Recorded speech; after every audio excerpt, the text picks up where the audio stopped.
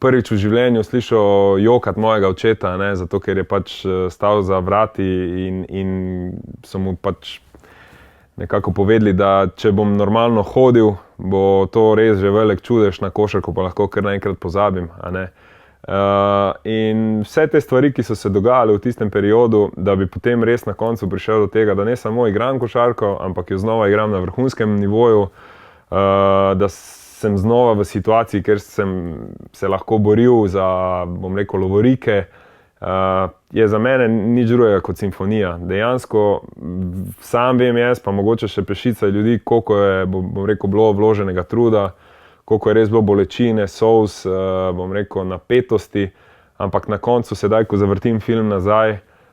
lahko rečem, da je bilo vse do zadnjega vredno, kajti danes vse to, kar sem prestal, še posebej te črne napovedi, tega mi noben ne more vzeti.